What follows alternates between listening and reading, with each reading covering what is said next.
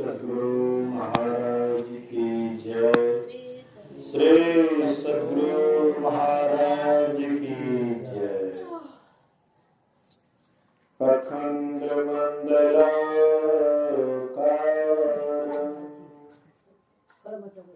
व्याप्तं येन चराचरं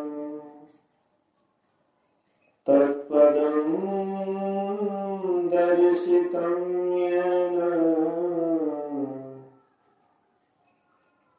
तस्मै श्री गुरुवे नमः। धन्य धन्य सतगुरु सुखदेव महिमा कही न जाए। जो कछु कहा तुम्हारी कृपा मोते कछु न बसाए। सर्वत्र सर्वदा वर्तमान सद्गुरु महाराज जी के पावन चरणों में कोटि कोटि नमन। उपस्थित गुरुजन, धर्म प्रेमी सत्संगी बंधुओं, पूजनीय माताओं तथा भक्तिमती बहनों, सप्ताह ध्यान एवं संतमत सत्संग का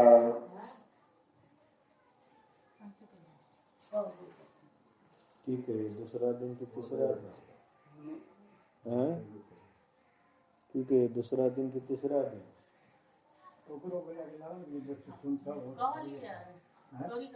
कौन दिन भेल से पूछिए।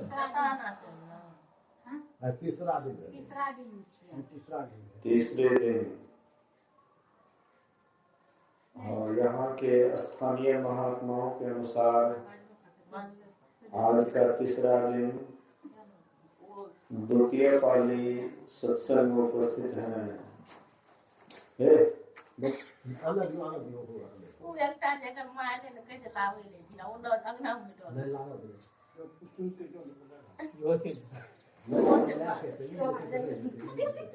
बोलिए श्री सद्गुरु। अभी हम आप श्री रामायण जी से पाठ सुन रहे थे। पाठ के क्रम में हम लोग द्वितीय सोपान के शुरुआत से ही बहुत लंबा पाठ सुन चुके हैं। मैं आप लोगों के बीच में जो अंतिम पाठ हुआ है उसी को थोड़ा सा समास रूप में लेता हूं। श्री सीताराम पत्ते के बिछौने पर सोए हुए देखकर गोह निषाद को बड़ा विषाद हुआ और वे इसके लिए केकई को दोष देने लगे कि केकई ने ठीक नहीं की। भरी युवा अवस्था में जिस समय में राज्य करने का समय था, इस समय में इनको वनवास दे ये ठीक नहीं की।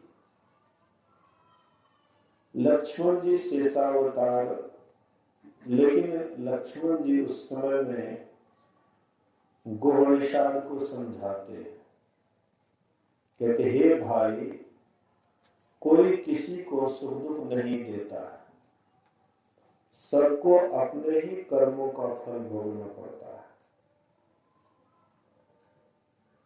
कहते हैं कोई किसी को सुख दुख नहीं देता। किसी को अगर सुख मिलता है या किसी को दुख मिलता है तो कहते हैं कि उनके ही कर्मों का फल है। तो मान लीजिए कि राम जी अभी वनवास में हैं, तो कहते हैं केकई के कारण वनवास में। लेकिन जब हम इस पर गौर करते हैं, ध्यान देते हैं, तो राम जी का स्वयं किया हुआ वैसा कर्म था जिसके कारण से वे वनवास में। अभी हम आप राम जी तो त्रेता युग में हुए और उस समय में क्या हुआ नहीं हुआ, हाँ, इसमें बहुत प्रश्न चिन्ह लगता है। लेकिन हम आप जो अभी कोई संसार में देखते हैं, कोई सुखी है कोई दुखी है, इसका मूल कारण क्या है? क्या कोई हमको सुख में ला देता है या कोई हमको दुख में ला देता है? श्री सद्गुरु तो कोई भी किसी को ना तो सुख में लाता है और ना ही दुख में लाता है, सबको अपने ही कर्मों का फल भोगना पड़ता है। हम आप जब खेती करते हैं तो जितना खेत आपका है उतना खेती करते हैं, और जिस तरह का खेत में बीज बोते हैं तो वही उपज करके आता है, और जिसका खेत होता है उसी के यहाँ उपज करके आता है। और करते क्या है, तो वह बीज को जमा करके और बीच बीच में जो आवश्यकता होती है तो उतना वह बीज को निकालते हैं, आवश्यकता मुताबिक उसको खाते पीते हैं, कुछ बचा हुआ भी रहता है। ऐसे ही हम आप भी कर्म के बीज बो रहे हैं। गोस्वामी तुलसीदास जी महाराज कहते हैं, तुलसी यह तन खेत है। ये जो हम लोगों का शरीर है, मनुष्य का शरीर, कहते ये खेत के समान है। जैसे वह खेत होता है वैसे ही इसमें ये भी खेत है, और इसमें मन वच कर्म किसान, ये 3 किसान है। जैसे खेती करते हैं तो सब कोई लग करके, हाँ, कोई हल जोतवाते हैं तो कोई खेत पटवाते हैं, कोई खाद की व्यवस्था करते हैं, सब अलग सिस्टम से संभालते हैं, हाँ, देखरेख करते हैं। इसी तरह से कहते हैं इसमें भी 3 किसान हैं, मन वचन और कर्म। मन से आपने जैसा बीज बोया, मानसिक सुख या दुख बन करके आता है। मन से आपने जो सुख दुख अर्जा है, मानसिक सुख दुख रूप बन करके आता है। वचन से किसी को अगर आपने सुंदर वचन कहा है तो वह लौट करके सुंदर वचन के रूप में, सुख के रूप में आता है। और वही वचन से किसी को आपने दुखाया है, हाँ, किसी को दुख दिया है, वचन से कटु वचन कहा है, तो वह भी उलट करके आता है। एक जगह कबीर साहब कहते हैं, गाली आवत एक है, उल्टत होय अनेक, कहे कबीर मत उलटिए, बस एक की एक। कोई गाली दिया, आपने उसको उल्टा दिया, फिर अनेक गाली के रूप में आपके सामने आता है। लेकिन जैसे ही कोई गाली दिया आप सह लिए तो बस वहीं का वहीं रह जाता है। तो मन से, वचन से, कर्म से, शरीर से जो भी हम कर्म करते हैं, अच्छा या बुरा, वह शरीर के ही रूप में, शरीर के ऊपर ही सुख और दुख बन करके आता है। अगर अच्छा कर्म करते हैं शरीर से तो शरीर आपका सब दिन स्वस्थ रहेगा, हाँ, लंबा दिन तक स्वस्थ रहेगा, शरीर में कोई कष्ट नहीं होगा, दुख नहीं होगा। अगर शरीर से आपने किसी को कष्ट दिया है तो वही कष्ट बन करके आपके शरीर में आएंगे। तो कहते हैं कि ये 3 किसान है, मन वचन कर्म, ये 3 किसान है। और जो बुने सो लुने निधान, जो इसमें बोता है, पाप पुण्य 2 बीज है, 2 बीज है, ज्यादा नहीं है। उस खेत में तो हम धान उपजाते हैं, गेहूं उपजाते हैं, पटवा, मूंग आदि आदि बहुत सारे फसल करते हैं। लेकिन इस शरीर रूपी खेत में दो ही बीज है, पाप और पुण्य का। यही दो बीज के रहने के कारण कभी सुख आता है तो कभी दुख आता है, कभी दुख आता है तो कभी सुख आता है। संसार में ऐसा कोई व्यक्ति नहीं है कि जिससे कभी पाप हुआ ही नहीं, केवल पुण्य ही पुण्य हुआ है। ऐसा कोई संसार में आपको देखने के लिए नहीं मिलेगा कि केवल पुण्य ही पुण्य हुआ है, पाप कभी हुआ ही नहीं है। और ऐसा भी व्यक्ति खोजने पर आपको नहीं मिलेगा संसार में कि कोई व्यक्ति जन्म से केवल पाप ही पाप किया है और पुण्य कभी किया ही नहीं है। ऐसा भी व्यक्ति खोजना मुश्किल होगा।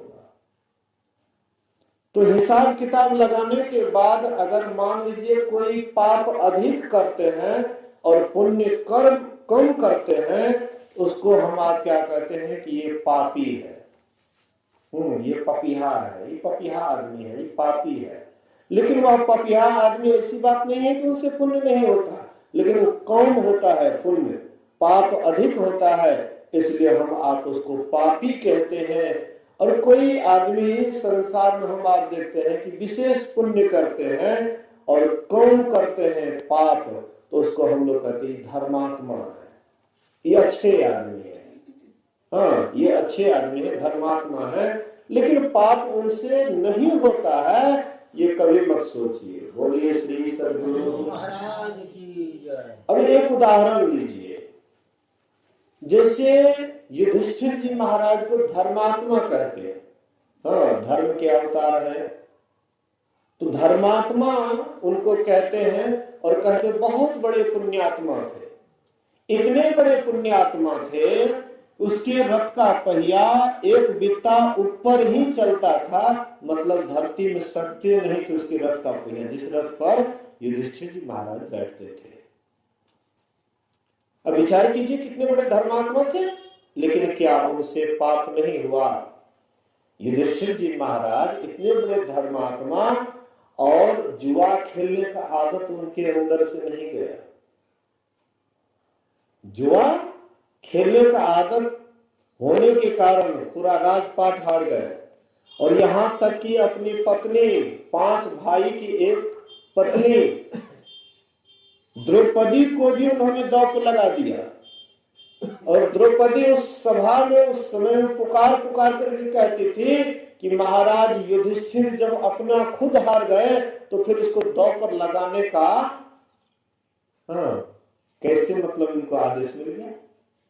ये जो खुद हार गया है वो अपने पत्नी को दांव पर कैसे लगा सकता है? दूसरी बात है कि पत्नी अर्धांगिनी होती है, आधा अंग की मालकिन होती है। दांव पर लगाने से पहले हमसे तो पूछ लेना चाहिए। इनका अधिकार आधा अंग पर ही है ना, इसलिए आधा अंग ही दांव पर लगाने का था, लेकिन पूरा अंग जब दांव पर लगाने लगे तो सबसे पहले हमसे भी सलाह लेना चाहिए, विचार लेना चाहिए, उसके बाद दांव पर लगाना चाहिए। लेकिन उस समय द्रौपदी की कोई नहीं सुनी, कोई नहीं सुनी। बड़े बड़े योद्धा थे। मेरे कहने का ये आशा है कि धर्मात्मा युधिष्ठिर भी बड़े पुण्यात्मा होते हुए भी उनसे भी पाप हो गया। अपने गुरु को मरवाने में उस समय झूठ बोले, लगा करके झूठ बोले, इनडायरेक्ट झूठ बोले। हम लोग तो डायरेक्ट झूठ बोलते हैं, सत्संगी होकर के झूठ बोलते हैं, भजन भेद ले लेते हैं, सत्संगी बन जाते हैं, बराबर सत्संग में जाते हैं। और जब मौका मिलता है, कोई ऐसा मौका मिलता है, तो उससे हम लोग पाप करने में पीछे नहीं होते हैं। चलो सत्संगी है तो है, बेटा के लिए जमीन लिखवा रहे हैं, उसमें झूठे बोलकर भी लिखवाना पड़े तो क्या जरूरत है, लिखवा लेते हैं। झूठ बोलने से मेरे बेटे के पास में इतना जमीन हो जाएगा। तो लोग, मेरे कहने का ये आशा है कि जो पापी व्यक्ति है उनसे भी पुण्य होता है, और कोई बड़े पुण्यात्मा है तो उससे भी पाप होता है। एक अतुल नाम के सत्संगी भगवान बुद्ध के पास जाने से पहले उन्होंने और के पास गए, आनंद के पास गए, तो आनंद कुछ बोले नहीं। महामोदगल्यन के पास गए तो वह कुछ बोले। और सारिपुत्र के पास गए तो खूब बढ़िया से उनको समझाने का कोशिश किए। तो अतुल नाम के वह सत्संगी भगवान बुद्ध के पास गए और कहते भंते, एक के पास गए तो चुपे चाप रह गया, कुछ बोले ही नहीं। ये भी कोई साधु का काम हुआ। उनके पास गए सत्संग सुनने के लिए और तो कुछ बोले ही नहीं, चुप रहे। बोलिए, ये भी कोई साधु का लक्षण है? ये तो साधु का लक्षण नहीं। कोई सत्संग सुनने के लिए आया और उसको नहीं सुनाए, मौन हो गए। और दूसरे के पास गए तो कुछ समझाए, लेकिन समझ में नहीं आया कोई क्या समझा रहे। हमारे जोधानंद बाबा अभी बोल रहे थे ना, बहुत कम आदमी समझे होंगे। बैठे तो थे लेकिन किसी का मन स्थिर नहीं था। गुरु गेल कह चला गेल बड़े। तो बाबा तो महिल बात को कह रहे थे। अब महिल बात को समझने के लिए महिल बुद्धि चाहिए, साधना वाला बुद्धि चाहिए। जो थोड़ा बहुत ध्यान करेंगे, ध्यान वाले कुछ भी थोड़ा बहुत भी ध्यान करेंगे और ध्यान में थोड़ा थोड़ा भी मन लगेगा तो तब जगदानंद बाबा की बात को कुछ कुछ समझ में आएंगे। तो कुछ कुछ महामोद कल्याण समझाए, लेकिन फिर भी उसके दिमाग में नहीं अटा। फिर सारिपुत्र के पास गए, सारिपुत्र खूब समझाए जैसे मैं आप लोगों को समझा रहा हूं। खूब कोशिश किए समझाने का, लेकिन फिर भी समझ में नहीं आया। अंत में हम आपके पास आए हैं, आप ही हमको समझाइए। तो भगवान बुद्ध कहते, अतुल, संसार में अब तक ऐसा व्यक्ति नहीं हुआ जो कि कभी उसकी निंदा नहीं हुई हो, और ऐसा भी व्यक्ति संसार में नहीं है जिसका कभी प्रशंसा कोई न कोई प्रशंसक नहीं हो। इसलिए संसार में सभी निंदा और सबकी प्रशंसा होती है, लेकिन अंतर यही है कि पंडितों के द्वारा जो प्रशंसा की जाती है असल में वही अच्छे व्यक्ति होते हैं, वही पंडित होते हैं। लेकिन मूर्खों के द्वारा जो प्रशंसित होता है वह प्रशंसा किसी काम का नहीं। मूर्ख किसको कहते हैं? पंडित यहाँ पर किसको कहा गया? जाति से कोई ब्राह्मण है उसको पंडित नहीं। यहाँ पर पंडित से मतलब है ब्रह्मज्ञानी, आत्मज्ञानी, परमात्मा की तरफ जाने वाले व्यक्ति, अपने भीतर में अनुभूति करने वाले व्यक्ति। ऐसे व्यक्ति को पंडित कहा गया है। अच्छे लोग जहां हैं, सच्चे लोग जहां हैं, साधनशील हैं, अपने भीतर में खोजे हैं और जाकर के कुछ मिला है, ऐसे को पंडित कहा गया। इसलिए हे अतुल, संसार में अब तक ऐसा आदमी नहीं हुआ जिसकी केवल प्रशंसा ही प्रशंसा हो और निंदा बिल्कुल ना हो, और ऐसा भी व्यक्ति नहीं मिला जिसकी केवल निंदा ही निंदा हो और प्रशंसा कोई नहीं करते हो। कितना ही डाकू है, कितना बड़ा डाकू है, पूरा दुनिया अगर उसका निंदा करते हैं, लेकिन उसके अगल बगल में ऐसे भी व्यक्ति होंगे जो उसकी खूब प्रशंसा करते होंगे, खूब बढ़ चढ़ करके प्रशंसा करते होंगे। कितना बड़ा डाकू है। तो कोई न कोई निंदा करने वाला तो कोई प्रशंसा करने वाला भी होता है। इसलिए संत महापुरुष कहते हैं कि ये पाप पुण्य सबसे होता है, लेकिन अधिक जिसके पास में पाप होता है तो लोग उसको पापी घोषित कर देते हैं, और किसी के पास में अधिक पुण्य होता है, पुण्य करते हैं तो उसको लोग धर्मात्मा, पुण्यात्मा कहते हैं। अब हम आप विचार करें, थोड़ा सोचें, विचारें कि हम लोग किस स्तर के हैं, धर्मात्मा हैं या पापात्मा? अपने मन से पूछें। ये तो हो गई जो हम करेंगे वह हमें मिलेगा, लेकिन और थोड़ा से महीन के तरफ चलें। ये तो शरीर से जो कर्म करते हैं तो वह फल हमारे सामने में आता है, लेकिन क्या कोई ऐसा भी कर्म है जो कि हम उसको करने के बाद ये कर्म धर्म से ऊपर उठ सकते हैं, ये पाप पुण्य से ऊपर उठ सकते हैं? ना तो पाप का बंधन लगे ना पुण्य का बंधन लगे। पाप अगर लोहे का जंजीर है तो पुण्य भी सोने का जंजीर है।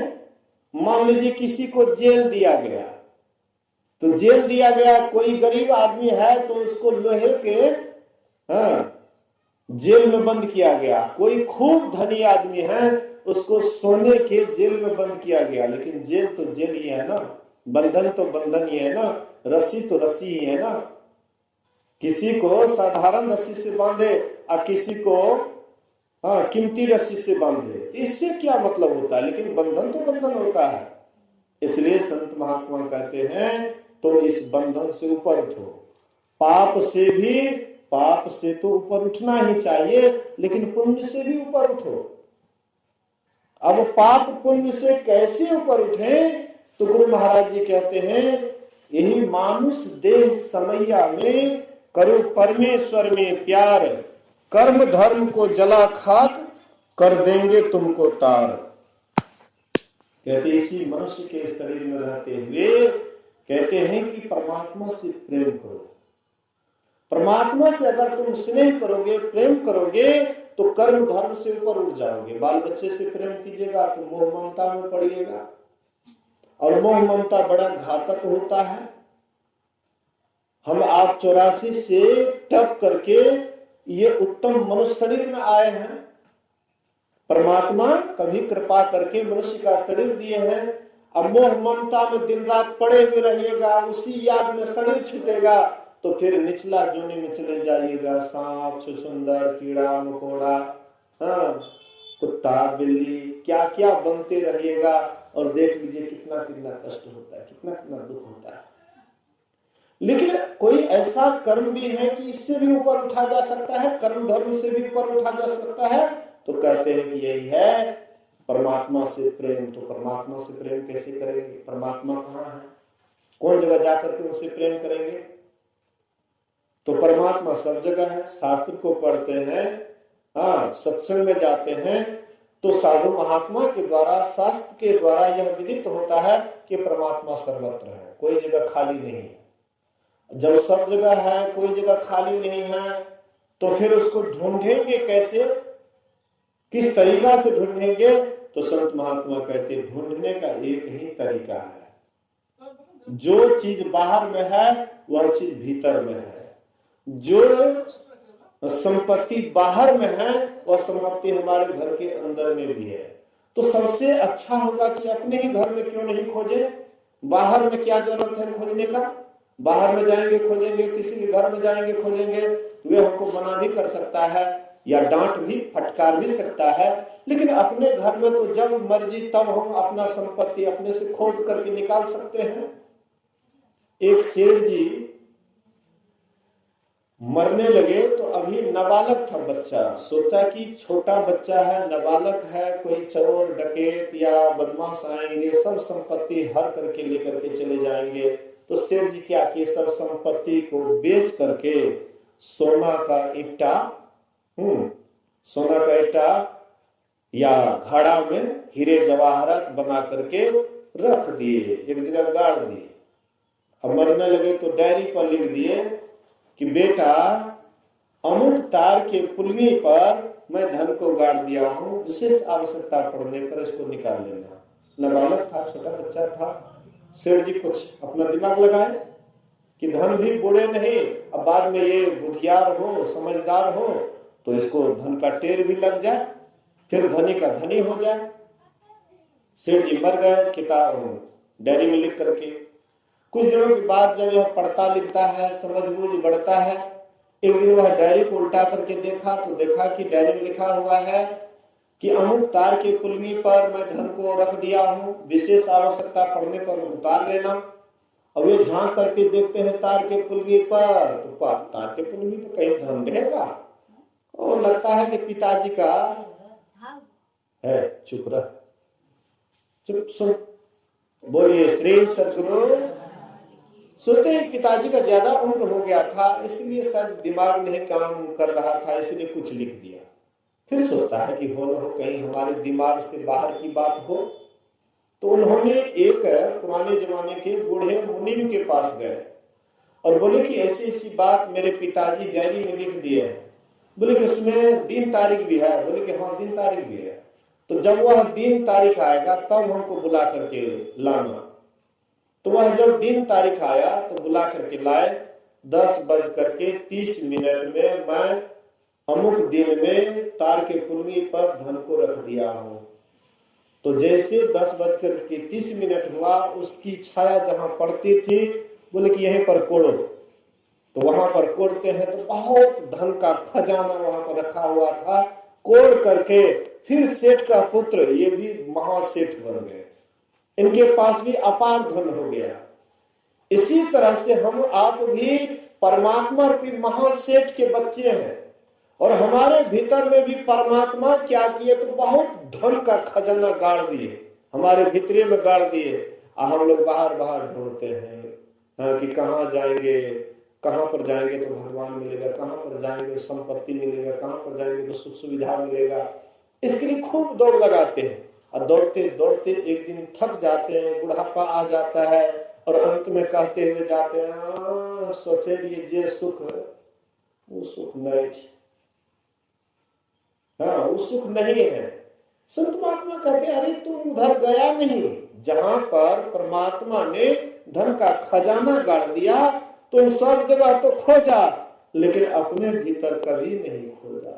भगवान बुद्ध के पास एक बड़ी तीर्थ व्रत करने वाले बड़े धर्मात्मा आदमी गए बुद्ध के पास, और कहते हैं कि हे बुद्ध, मैं 20 वर्ष से कोई ऐसा तीर्थ है जो कि मैं नहीं किया हूं, सब तीर्थों को किया हूं, सब व्रत किया हूं, उपवास किया हूं, कोई भी हमसे त्योहार व्रत या कोई मतलब जो है पूजा पाठ नहीं छूटा हुआ है, लेकिन अभी तक हमको परमात्मा नहीं मिला। इसलिए सुनते हैं कि तुमको मिला है, सुनने में आया है कि तुमको भगवान मिला है, परमात्मा मिला है, इसलिए हमको भी थोड़ा पता बता दो। तो वह कहते हैं कि आज नहीं कल आना, कल मेरे पास आना। दूसरे रोज जब गए तो भगवान बुद्ध कुटिया के बाहर थोड़ा सा झाड़, जंगल झाड़ था, तो वहां पर बड़ी व्यग्रता के साथ यही 2:30 बजे 4 बजे का समय, यही 4 साढ़े 4 बजे का समय था। अब भगवान बुद्ध बड़ी व्यग्रता के साथ एकदम टटोल रहे हैं, देख रहे हैं, कुछ खोज रहे हैं। तो वह जब आए तो देखते हैं भगवान को कुछ खोजते हुए, तो कहते हैं कि हे बुद्ध, अगर तुम चाहो तो मैं भी थोड़ा मदद कर दूं, कहो तुम्हारा क्या खो गया है। बोले कि देखो मेरा एक हीरा खो गया है, मेरा हीरा खो गया है, मैं उसी को बड़ी व्यग्रता के साथ खोज रहा हूं। बोले कि मैं भी मदद कर दूं, और वे भी लगे ढूंढने। जो उच्च दर्जे के भिक्षु थे वे तो सोच सोच करके हंस रहे थे, बगल में थोड़ा हट करके वे आनंद में थे कि भगवान किसी को कुछ आज उपदेश करने वाले हैं। लेकिन जो नीचे दर्जे के भिक्षु थे तो सोचे कि भगवान इतना हैरान हो रहे हैं तो हम भी उसमें मदद करें, तो वो लोग भी खोजने के बहुत आदमी खोज रहे हैं। धीरे धीरे शाम होने चला, अंधेरा होने चला, और वह सज्जन कहते हैं कि बुद्ध तुम्हारा वो हीरा कहाँ खोया। कहते हैं कि वो हीरा मेरे कुटिया में खोया। कहते तुम इतना लोगों को मूर्ख बनाते हो, कहते हो कि महान है, बुद्ध है, ऐसे है वैसे है, ये सब झूठी बात है। अरे तुम्हारा हीरा खोया कुटिया में, अब तू जो जंगल झाड़ में खोज रहे हो, जिंदगी भर खोजोगे कभी नहीं मिलेगा। हम तो बेकार तुम्हारे जैसे मूर्ख के पास आ गए, हम जाते हैं, हमको भगवान का दर्शन नहीं करना है। बुद्ध बोले कि सुनो, तुम्हारे प्रश्न का जवाब मिल गया। बोले क्या जवाब मिल गया। बोले उसी तरह से तुम्हारी 3.5 हाथ रूपी कुटिया में ही वह खोया हुआ है, अब तू भी जंगल झाड़ व्रत उपवास तीर्थ व्रत जहां कहीं भी गया, वही जंगल झाड़ में तू खोजने का कोशिश किया, लेकिन जिंदगी भर तुम भी एक जन्म नहीं कई जन्मों तक खोजते रहोगे, अब फिर भी वह नहीं मिलेगा। वह है तो तुम्हारे भीतरे में, तू खोज रहा बाहर बाहर, कभी मिलेगा। मतलब कहने का हम आप भी वैसे ही बाहर बाहर टटोल रहे हैं, और बस वैसे ही भिखारी बने हुए हैं। संत महापुरुष कहते हैं कि परमात्मा तुम्हारे भीतर है, केवल एक ध्यान ही तरीका है खोजने का। और कितना हूं संसार में कुछ भी कीजिए, अगर सत्संग ध्यान छोड़ करके कुछ भी कर रहे हैं तो आपका भटकाव ही होगा, परेशानी ही हाथ लगेगा, अंत में खाली हाथ ही आइएगा। स्वामी वेदानंद जी महाराज कभी कभी एक कहानी कहते हैं।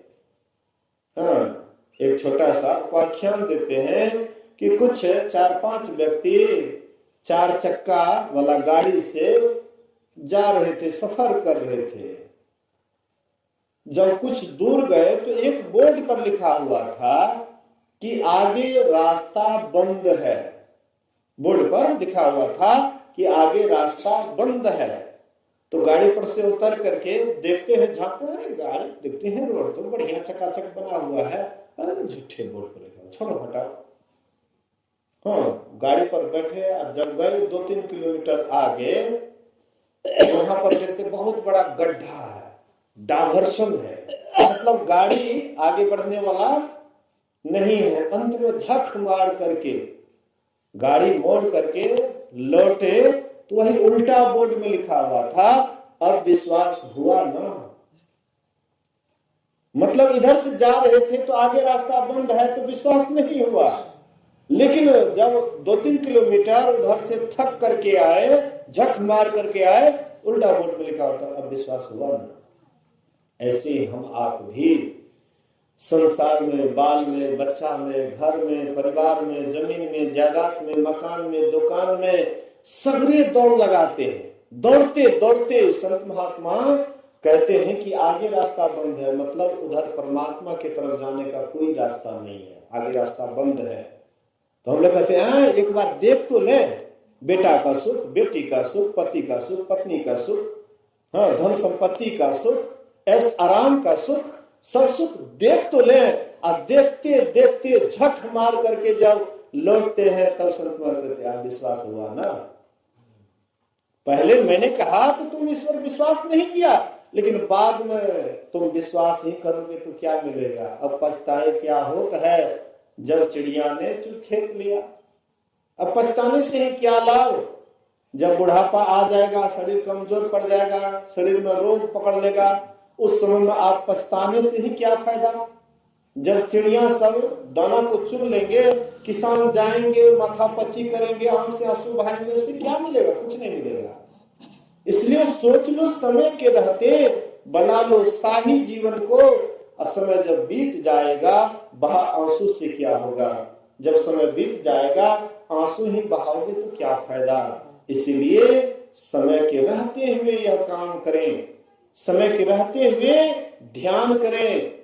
हम आप कहते हैं कि हमको तो समय नहीं मिलता है, हमारे पास में ढेर सारा काम है, तो आप देखिए बहुत ऐसे लोग आपको मिलेंगे, ऐसे संत महात्मा मिलेंगे कि वो भी घर गृहस्थी में रहते हुए, बाल बच्चा के साथ रहते हुए, लेकिन ध्यान भजन किए तो बढ़िया, मतलब जो है तरक्की किए। भूपेंद्र नाथ सन्याल, उनको पत्नी भी था, गारहस्थ आश्रम से जुड़े हुए थे भूपेंद्र नाथ सन्याल। गुरु महाराज जी तो वैरागी थे ही, तो मंदाहिल पहाड़ के पास या कहीं कहीं पर दोनों में मुलाकात होती थी। तो गुरु महाराज चाहते थे भूपेंद्र नाथ सन्याल के चरण को छुए, और भूपेंद्र नाथ सन्याल सोचते थे कि गुरु महाराज के चरण को छुए। तो दोनों में कभी कभी बात होती थी, तो गुरु महाराज कहते थे कि आप महान हैं। गुरु महाराज कहते भूपेंद्र नाथ सन्याल को, आप महान हैं। वे कहते नहीं, आप महान हैं, आप बैरागी हैं, त्यागी हैं, घर से त्यागे हुए हैं, सन्यासी हैं, आप बड़े हैं। गुरु महाराज कहते नहीं नहीं, मैं घर द्वार छोड़ करके, सब कुछ छोड़ छाड़ करके साधन भजन किया तो मैंने आंतरिक तरक्की की, लेकिन आप तो घर गृहस्थी में रहते हुए आंतरिक तरक्की की। इससे बहुतों को प्रेरणा मिलेगी कि घर गृहस्थी में रहते हुए भी आत्म उन्नति हो सकता है, आत्म उन्नति के शिखर पर कोई जा सकता है। लेकिन हमको देख करके तो लोग सोचेंगे कि जब तक साधु सन्यासी नहीं बनेंगे तब तक आत्म उन्नति नहीं हो सकती है। मतलब मेरा रूप भयंकर और आपका रूप सौम्य, आपसे बहुत संसार के लोगों को प्रेरणा मिलेगी। मतलब ये बहाना छोड़ दीजिए कि हम गृहस्थी में हैं, घर गृहस्थी में हैं और हमसे ध्यान भजन नहीं हो सकता, ये बहाना है। करने वाले घर गृहस्थी में भी कर लेते हैं, और बहाना लगाने वाले तो साधुओं बन जाते हैं, उसमें भी बहाने लगाते हैं। इतना लंबा चौड़ा आश्रम बनाने का मन में ठान लेते हैं, अब बेचारे जवानी से लगेंगे आश्रम बनाने में, आश्रम बनाते बनाते उसका बुढ़ापा आ जाएगा, लेकिन आश्रम कभी पूरा नहीं होगा, सब दिन अधूरे रह जाएगा बेचारा। सब दिन दिन रात तंग होते होते, जैसे गृहस्थ आदमी दिन रात बाल बच्चा के लिए धन संपत्ति घर मकान बनाते बनाते उसका बुढ़ापा आ जाता है, अंत में यहाँ से लापता हो जाता है, वैसे वह साधु सन्यासी का भी वही हाल होता है। वो घर गृहस्थी में बाल बच्चे के लिए बनाता है, आई बहुत सत्संगीय के लिए सोचता है, ये कर लें वो कर लें, ऐसे करते करते उसका समय भी पार हो जाता है। जो करने वाले व्यक्ति होते हैं वे घर गृहस्थी में रह करके भी कर लेते हैं, और जो करने वाले व्यक्ति हैं वह साधु सन्यासी में रह करके भी कर लेते हैं। लेकिन करने वाले करते हैं और नहीं करने वाले दोनों में से कोई नहीं कर पाते। इसलिए हम आपको चाहिए कि हम जहां भी रहें, चाहे गारहस्थ आश्रम में रहें या गारहस्थ आश्रम से दूर रहें, जो करेंगे वही तरेंगे। गुरु नानक देव कहते हैं, नानक सतगुरु भेटिए पूरे हो गए जुगती, हसन दिया खेलन दिया खावन दिया पहनन दिया, अब बीचे हो गए मुक्ति। कहते हैं सतगुरु अगर आपके जीवन में मिल जाए तो सदगुरु आपके पास में सब कुछ दिया है। अनुकूल परिवार दिया है, घर मकान दिया है, बाल बच्चे के साथ में रहते हैं, सबके साथ में रहते हुए भी अगर आपके भीतर में निशाना बना हुआ रहेगा, करते काम करो विधि नाना, असुरत राखो जन कृपा निधाना। संसार का काम भी कीजिए, लेकिन ख्याल को कहाँ रख करके करना है, ये तरीका कम से कम जान जाइए, तो आप काम करते हुए भी आप सिद्धि को पा लेंगे। संसार का काम करते करते भी आप सिद्ध हो जाएंगे, आप परमात्मा के भक्त हो जाएंगे, ईश्वर को प्राप्त कर लेंगे। ऐसे बहुत सारी नमूना है। तो हम लोग बहाना न करके समय समय पर सत्संग ध्यान, गुरु महाराज कहते थे कि कोई अगर कहेंगे कि हम हर हमेशा ध्यान करेंगे तो ये भी नहीं हो सकता है। समय बांध लीजिए। अभी मान लीजिए 7 सप्ताह ध्यान का समय रखा गया है, तो इसमें 5 समय ध्यान होता है। मान लीजिए कोई घर गृहस्थी में है, बाल बच्चेदार हैं, तो कम से कम 2-3 समय तो निकालना चाहिए। 2-3 समय निकालेंगे, और किसी के पास समय मिलता है तो 5 समय में भी निकाले। लेकिन हमको लगता है कि 2-3 समय यहाँ के सत्संगी लोग निकाले तो काफी है, वो भी मुश्किल है। निकालिए, बहाना मत बनाइए। अब बहाना बना करके हम दूसरे को नहीं ठग रहे हैं, हम अपने को ही ठग रहे हैं। अंत में पछताना हमको ही पड़ेगा, अंत में माथा पच्ची हमको ही करना पड़ेगा, नाक हमें ही धुलना पड़ेगा। इसलिए क्या जरूरत है बहाना बनाने का, जिससे और काम करते हैं उसके लिए आपको समय मिलता है, वैसे ही सत्संग ध्यान करने के लिए भी समय निकालिए, और समय समय पर सत्संग भी कीजिए, ध्यान भी कीजिए। इसी से हमारा इहलोक और परलोक दोनों जीवन बनेगा। यही आप लोगों की सेवा का। बोलिए प्रेम से श्री सद्गुरु महाराज की।